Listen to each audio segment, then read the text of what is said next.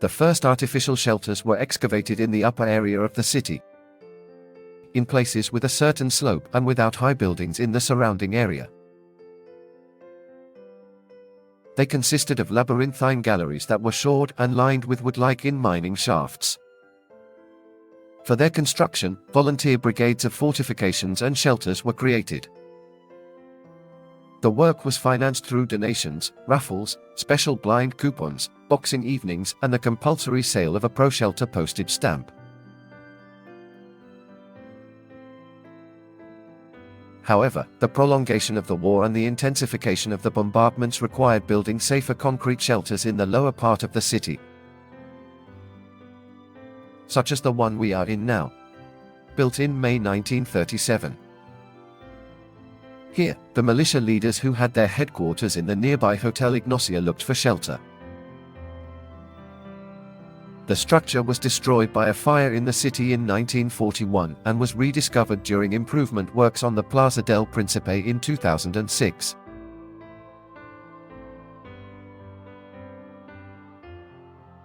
These underground constructions were accessed from a structure located on the street with stairs leading to an antechamber, from which several galleries separated by partitions opened, whose purpose was to cushion the effects of the blast wave. Some of them had toilets, first aid kits, storerooms, electric lights, and anti-gas devices. The body of permanent guards was responsible for their opening, organization, and maintenance. Children, women, and the elderly had preference when it came to occupying the shelters. Inside the shelters, one had to obey the guards and remain silent. It was forbidden to smoke, light fires, drink, eat, soil the facilities, or block the entrances. The use of benches and chairs was only allowed for older people. Younger people, who were made to bite a pencil to prevent damage to their ears, were placed in the center of the rooms where the air was less foul.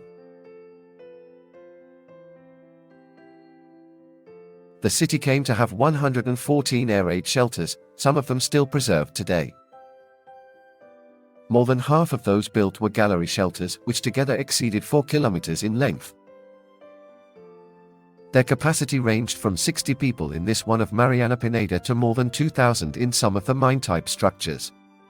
In these, as well as in tunnels, and, above all, in the houses themselves, a good part of the 85,000 inhabitants of the city at that time were protected, in addition to some of the thousands of refugees from other provinces. The shelters were closed after the fall of Santander in August 1937.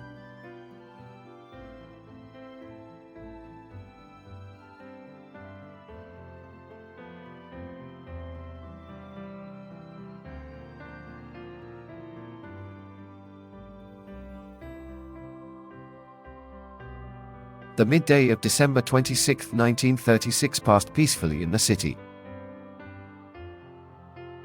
It was a winter day. It was the Christmas holidays. Suddenly, in the distance, the roar of engines sowed the restlessness of the population. A group of silver-bodied bombers appeared over the horizon.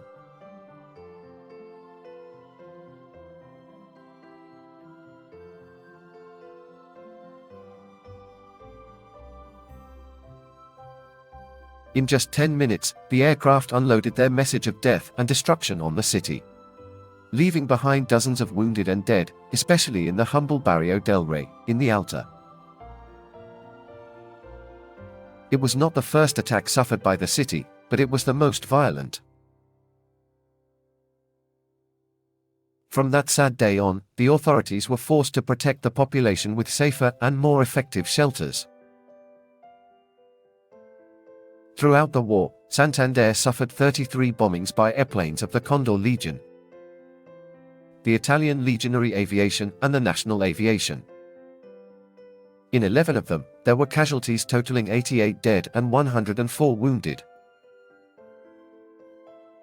The bombs were aimed at the main strategic places and infrastructures of the city: railways, port area, shipyards, fuel depots, factories, La Albericia Airfield and Maria Cristina Barracks, among others.